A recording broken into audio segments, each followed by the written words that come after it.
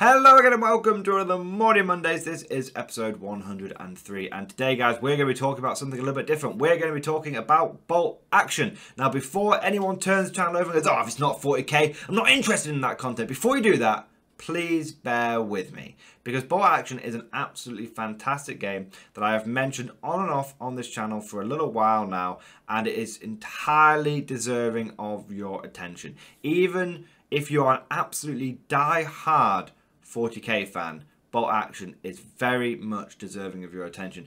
I am a die-hard 40k fan. I never thought, until bolt action, I had no interest in pretty much any other kind of board game or war game or anything like that, but bolt action really does tickle that. Just gets me. I just really enjoy it, and I have to say, you deserve to, you owe it to yourself to check it out. So that's what I'm going to be talking about today. If you're still not interested after that glowing endorsement, then of course, you know, I can't stop you, but I do hope that you do stick around and watch the rest of the video. Now, anyway, with that out of the way, let's crack on and talk about some awesome bolt action. So what is this grainy, low-res picture telling you? Well, this was a picture that I just snapped last night because I was really excited because I finally finished putting together my bolt action army. It's been a busy first week back at work, but I was able to get enough time together to put together this force. I was very fortunate. I got a German winter starter army for Christmas this year, and I just really wanted to put it all together and build it, and that's what I've done. Now, what I'm going to talk about today, guys, is I'm going to talk about what you get in the starter army, why I've put this sort of these Germans together, what's my thoughts behind it and whatnot, and I'm going to do it in a way from a bolt action newbie's perspective because I am a bolt action newbie. So believe me, if you have not got any clue what the hell bolt action even is, or you know it's some sort of World War II kind of game, like stick around because this is almost like the perfect, this is what I did with my first starter army kind of video. So please, you know, anyway. It's not going to be any particular order. You guys know Mordian Mondays. It's very much stream of conscience. It's all over the place. There will be tangents. There will be ramblings. That's just how we do it. But let's get on with today's video. So the first thing that we're going to talk about is how I've put my army together and what I get in the starter box. So Warlord Games are the guys that run bolt action or own bolt action, and they do starter armies very similar to the way, you know, 40k has, you know, start collecting box sets, except for Warlord Games tends to, it's kind of funny because they have different offers that run at different times. Like sometimes they'll do like a starter army and you'll get like a 500-point army and you'll get the rule book and you'll get your army book, which is like your codex. And you know, sometimes they'll run that for like 50 quid, and they tend to run those on like Black Friday and around Christmas and whatnot. And then, what they tend to do these days is you can buy a 500-point army or you can buy a 1,000-point army. And if you buy a 500-point army, you get everything you need to play a 500-point game of bolt action, and it costs you about £50 if you get it direct from Warlord Games. And that's, you know, playing a 500-point army in bolt action is the equivalent of playing a 1,000-point game in 40k. But the standard size that most people play, that I know, and that, you know, generally on the internet, this is the standard amount that people play, is 1,000 points. And you can get an 1,000-point bolt action army from Warlord Games for pretty much any of the factions that they do. In fact, some armies have multiple start collecting sets, or, you know, 1,000-point army sets, and that'll cost you £100 from them. And let me tell you, this isn't £100 and, you know, you don't get, you know, it's 1,000 points if you bulk it all out with upgrades. No. This is a very well-rounded 1,000-point army. And what I've always been really impressed with is the starter armies that Warlords don't include a huge amount of filler. There'll be, and this is because in bolt action, every unit can be used. There are always units that are more that are better than others. There's always wacky and you know imbalanced stuff. You know, that's just the same with every, you know, most war games. But I've always found bolt action to be much more balanced than 40k. And what I've always found is that every unit is usable. Every single unit, even like, you know, we're talking like, there'll always be like some weird wacky ones, like if you've got like, you know, dog bombs and stuff like that, they might not be, you know, super usable, but every single sort of mainstream normal you can think of, like anti-tank guns or heavy machine guns or whatever, all of it's usable. all of it's usable. So for example, in this starter army, what I got is I got 48 infantry, which is really, really good. That's more than enough infantry that I'm ever going to need. If I'm running like a normal bolt action army, like I'm not running all super hardcore veterans or super experienced blokes, if I'm just running a nice, regularly trained, you know, normal army, then I'm only going to use about 40 infantry.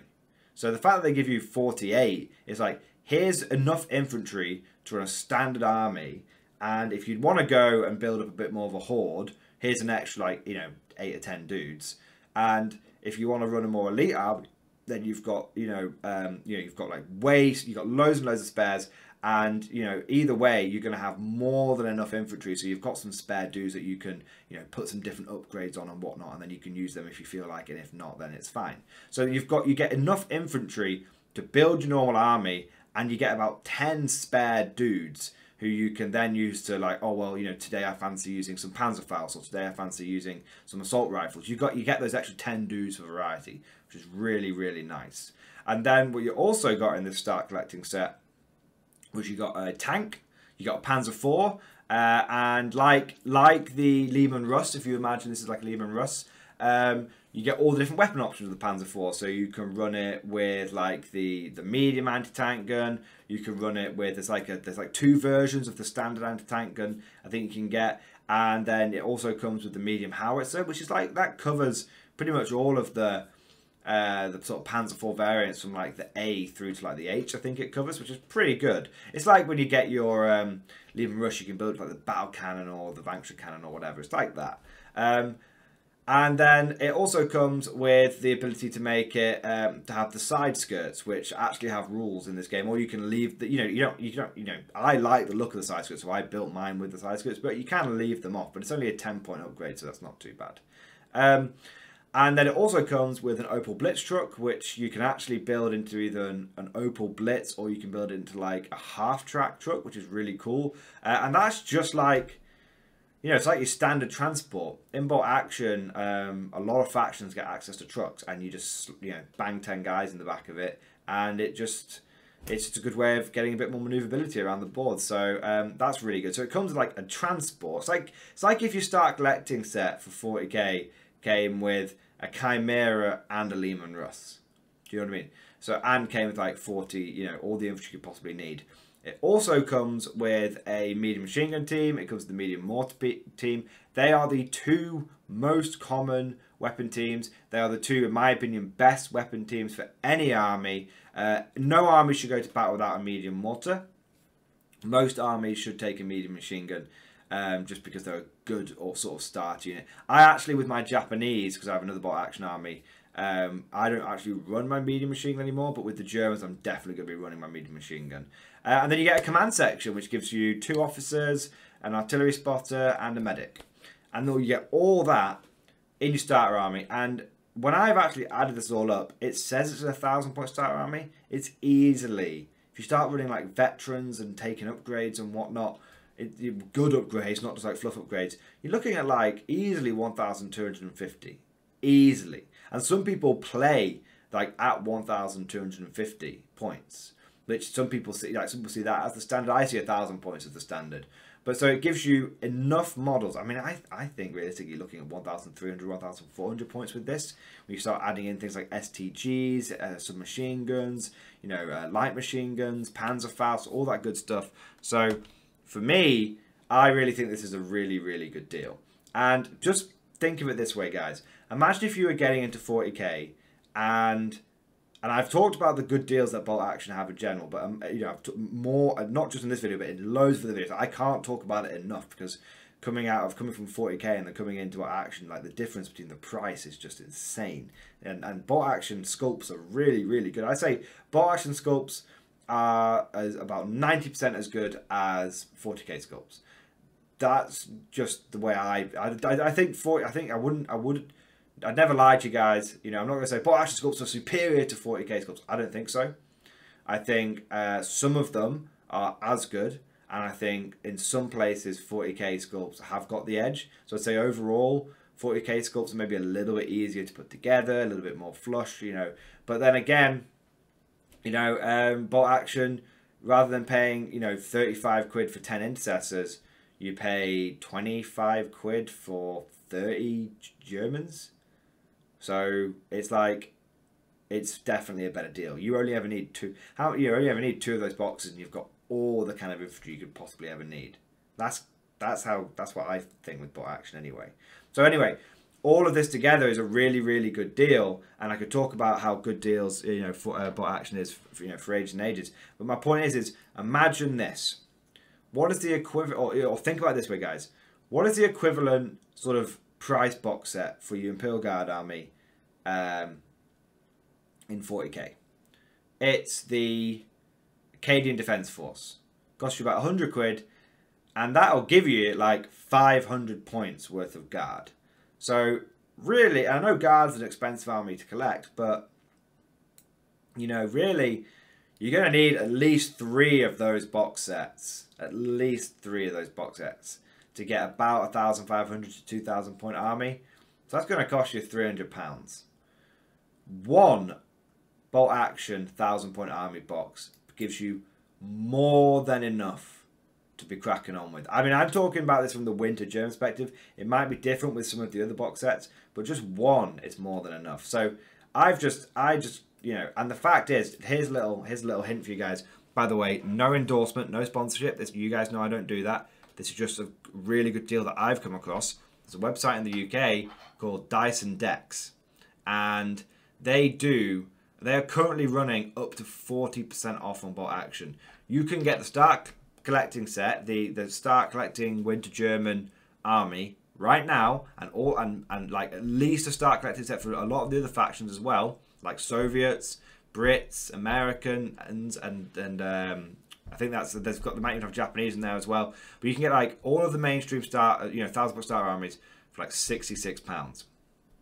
Imagine if you could buy a whole 40k army with change, with enough flexibility for, you know, for you to get variety in your games. If the meta ever shifts, you've already got it. Imagine getting all of that for your 40k army for 66 quid. That's how much I love. That's how good bot action is. That's how it's just great. And I know I've spent literally 12 minutes of the video talking about, you know, the great deal you can get, but it's just, I can't stop thinking about it. It's like, you know, when you start looking outside of the GW bubble, you know, you start looking through the lies of the Jedi. So I have done enough free promotion for Warlords and Dyson Decks and what now. I'm sure you guys are sick to death of hearing about it. Let's crack on and talk about what the heck is in this box and how I've built it. So like I said, you've got your 48 infantry, you've got that stuff. How did I build mine? Well, I realised that I wanted, you know, based on my sort of Japanese experience as well, I don't have a huge amount of faith in regular old anti-tank guns, like towed anti-tank guns. I think they can be fine, and I think some armies can get really good use out of them.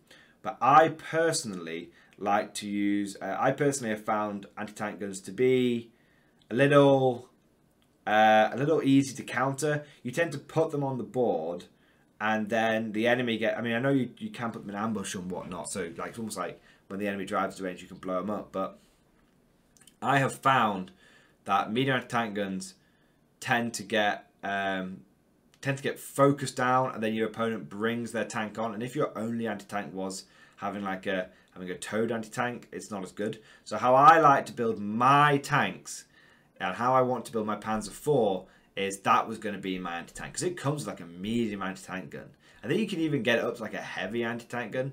So it's pretty mad, which is like, you know, it's like anti-tank guns are, you know, really, really, like if they hit you, they're going to pen you a lot of the time in bot action. So what I find is what I like to have my tanks designed to kill enemy tanks. And the great thing about a lot of vehicles bot action is they'll come with a couple of machine guns as well. So even if the enemy doesn't have any tanks, you've still got this thing that can run around spraying out loads of anti-infantry machine gun fire. So that's how I like to build my vehicles. And I've got all my Japanese vehicles built like that as well. So that's how I built my Panzer IV. I did magnetize it, so if I want to run it with the howitzer, which is great anti-tank, that's the short little stubby one you can see in front of the tank, I can you know, take the medium anti-tank gun off and put the howitzer on.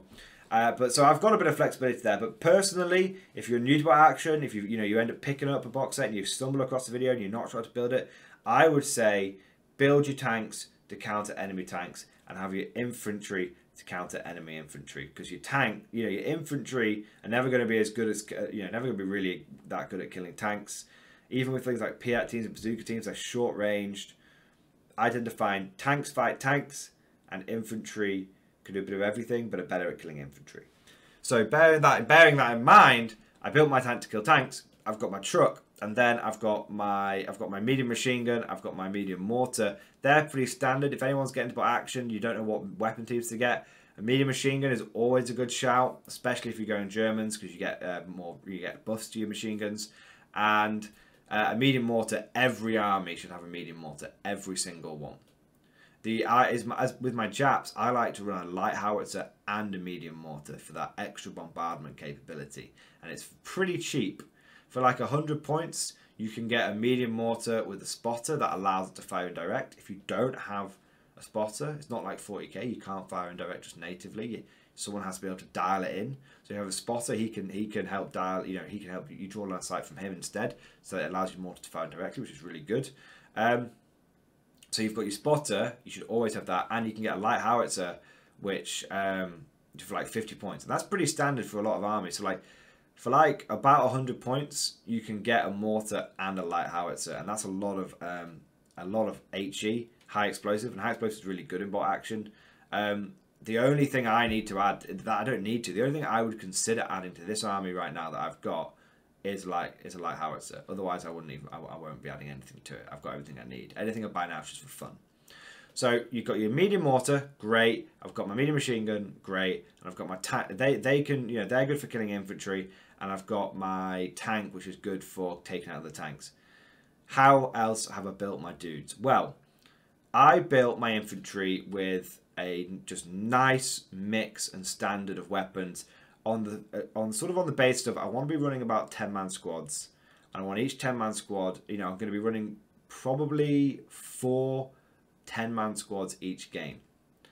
And so I want as Germans, you get access to some really fruity upgrades, really good upgrades, but it's important not to go nuts on them, because obviously they cost a lot of points.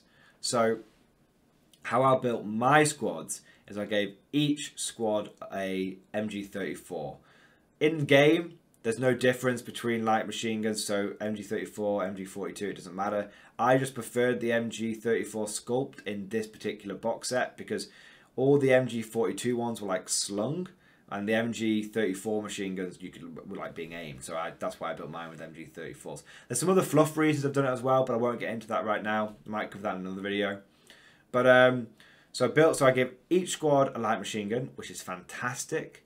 Germans get an extra shot on every single machine, which doesn't seem like a huge amount, but it tends to, because bolt action rates of fire aren't as high as 40k ones, an extra shot can be the equivalent of like an extra 10% like firepower, because you only get like 10 to 12 shots per squad typically in bolt action. So having like an extra 8 to 10% increase in firepower for free is really nice. That adds up across the game. So I give each squad a light machine gun, and then I gave each squad 3 STG assault rifles. Now STGs are pretty cheesy, I'm not gonna lie. So I didn't give each squad 3. I gave 3 squads the abilities to take 3 STGs. STGs are pretty cheesy, like I said. I won't get into it now, but essentially they get the ability to move and fire without penalty, like submachine guns do, but they have almost the same range as a regular bolt action rifle, which is really, really nice. It's the best of both worlds, because often in bolt action, your rifles are good at plinking away from long range, but the moment you move with them, you start getting like -1 to hit, which is really difficult. And submachine guns can move and shoot without penalty, but they've only got like a 12-inch range, so it's really, often you don't get to shoot them until you're really up close to the enemy, and then, it's kind of all or nothing if that SMG burst does something. Whereas assault rifles, you get 2 shots at 18-inch range, which is pretty good, with no penalty to move and shoot, which is really nice. They are expensive though, They're like, you know, if you've got a regular guy is normally 10 points, and STG is 5 points. So it's like 50% increase on that guy. So it is expensive. But if you collect Germans, you want to be taking some STGs. That's like their whole thing. That's their assault rifles. So I took 3 in each squad in my first 3 squads, and then, you know, 1 on the sergeant, 2 other basic guys have got them, and then that gets me up to 5 men in that squad. And then I just took 5 riflemen, just 5 bolt action rifles, because at the end of the day, you can't go wrong with having a good core of riflemen. They keep the squad cheaper. They still, you know, still 5 shots. They've got long range, and it's just good. And at the end of the day, you don't want to give every single guy like an SMG or an assault rifle, because then when you take casualties, you've got to take off expensive guys. These 5 guys with bolt action rifles, they're dirt cheap, and they just allow me to take a few casualties. You know, they supplement the firepower of the LMG squad, and that's really, really good.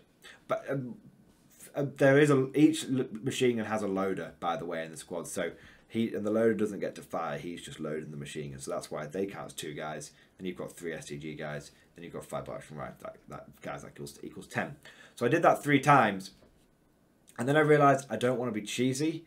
And also, I've got to bear in mind that the STG 44 didn't really come along until late war, and there's going to be some scenarios where I want to play medium war or early war.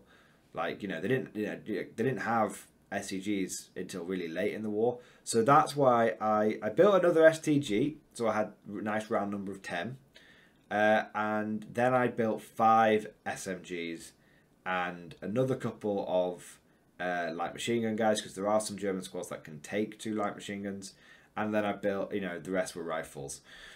So if I'm running, like, if you can imagine, if I'm in like a veteran army, then I'm going to run like 3 squads loaded up to the 9s, like SMGs, light machine guns, and they're just going to be really, really hardcore, late war, you know, absolute badass motherfucker veterans. Or if I'm running like a bit more of a regular sort of mid-war kind of army, I can swap a lot of the STGs out for some machine gun. You know, each sergeant can have like a submachine gun, and I can, you know, use the extra rifleman to you know, just to replace STG guys. So I can run the army either early war with submachine guns, rifles, and light machine guns, or I can run them mid-war, late war with the STGs, and it's like hardcore veterans, you know. So I've got all the infantry I could possibly need. I've mapped out a couple of armies that I want to run, and in one of my armies I run 3 squads of just regular guys. They've got STGs and light machine guns, and then I've got 1 squad of hardcore veterans, and they've got all like submachine guns, and like the NCO's got like an STG. They've got a light machine gun in there as well, and their job is just to like go in the truck, drive up in the truck, because in bolt action you can drive the truck and then get out, because, you know, that just makes sense, right? So you drive up, jump out of your truck, and just unload on someone with some point blank assault rapid fire weaponry. So that's how I've built the army, and that's kind of it. My officers come you come with submachine guns. I mean, ideally you'd give your officers assault rifles, because officers can take any weapon for free, but it's a bit cheesy, you know, if you get like a free upgrade, taking the most expensive one, so people don't tend to do it. So I gave mine a couple of free submachine guns, because they're like an intermediate upgrade, and that's what most people do with their officers.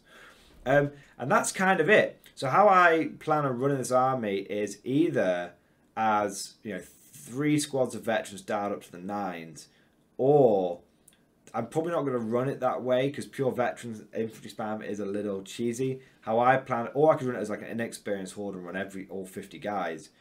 But how I decided to run it is as a mix. So I'm going to take 30 infantry as I described.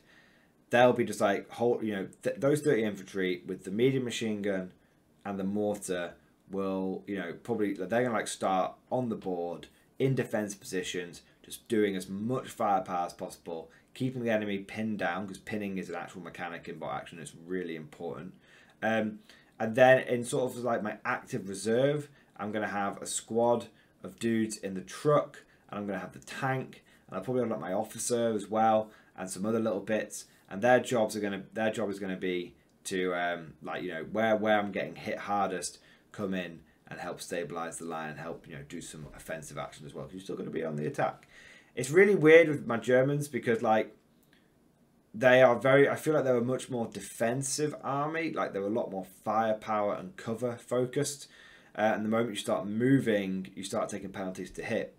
Whereas with my Japanese, they are all out aggression all the time. Charge, charge, charge, charge, charge. Which is very, very different. So I'm really excited. Even though I've got 2 Axis armies, and ideally I'd have an Axis and an Allied army, so if anyone ever came over, I could have like an intro game where one person plays the good guys, one person plays the bad guys. But even though I've got another Axis army, it plays totally different. Japanese and Germans are like light and dark. Like, they're totally, totally different.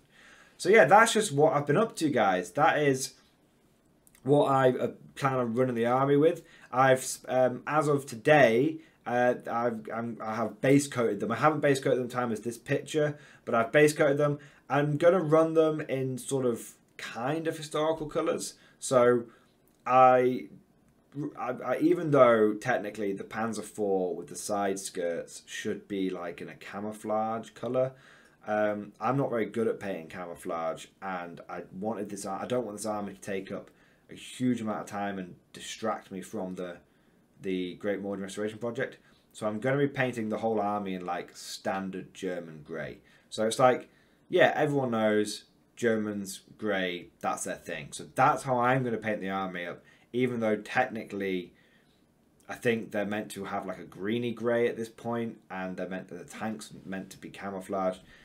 I'm just painting, I'm trying to keep it nice and consistent. I did the same thing with my Japanese, where technically with the Japanese you're meant to run them in like a really light tan, and the helmets are meant to be light tan as well.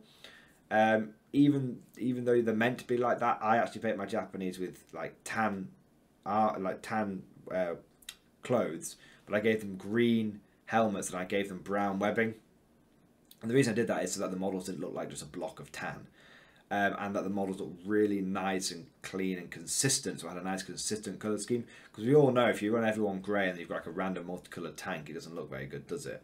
So I'm taking a little bit of historical license, liberty, I believe, but it's to keep the army looking consistent and to make it quicker for me to paint as well. However, I am not a history expert. If anyone is out there knows of any examples of the Germans running their Panzer IVs or other Axis armies running their Panzer IVs with side skirts as, you know, standard German grey, please let me know.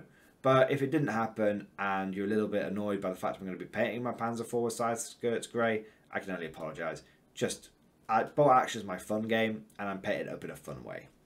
Anyway, hope you guys enjoyed this video. I've not really got much else to talk about. I'm going to get these guys painted up. I have actually played loads of Bolt Action recently, so I'm happy to do some sort of like after action reports and whatnot. I've got a couple of pictures from the battle reports, battles that I've done. So let me know if you're interested in like a Bolt Action sort of, you know, picture summary sort of report from a battle, and I'd be happy to do it. I will be using my Germans in my regular weekly game tomorrow, so they won't be painted though. So I might take some pictures, but I might take pictures of my opponent's army rather than my own. But I might let you guys know how it's going.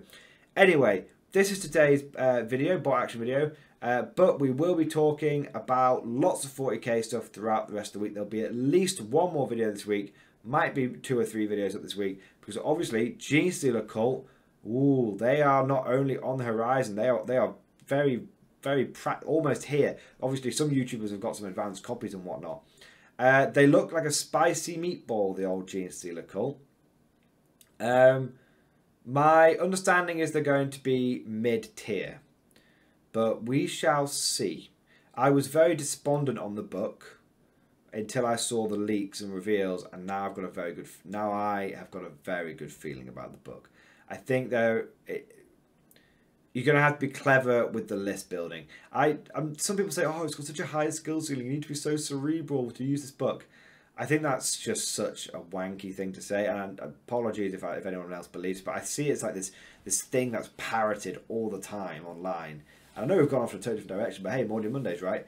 But I don't, 40k is not a particularly, you play a few games, you know, you get it. You know, that's it. You know, it's fine. It's not like this bloody enigma, you know, game you have to play. So let me tell you, like, I think, you know, it's only people who play it full time as a job, you know, that really unlock the final 5%. But the rest of us can get like the 95% from just playing one game a week kind of thing. Or one game, or a couple of games a month even. So what I would say is, I'm really looking forward to the Gene Stealer Cult, because I think they're going to be powerful and mid-tier, and I think that they're going to be, they're just going to be really, really fun. And I think some people think they're going to be really, really like high skill ceiling. I don't think so. I think you're going to pop out the ground and shoot people, or you're going to pop out the ground and charge people. I think the way the army is going to work is it's going to have a lot of variety. I think you're going to have to build your list with in mind how you want it to play. It's not like Marines where it's like just take a little bit of everything and walk across the board and you'll be fine, or Dark Elder, just take whatever the hell you want and you'll probably be fine. I think with Gene Stealer Cult, you're going to have to think about what you want the army to do, build your army with that theme in mind, and then it will probably perform pretty well on the tabletop.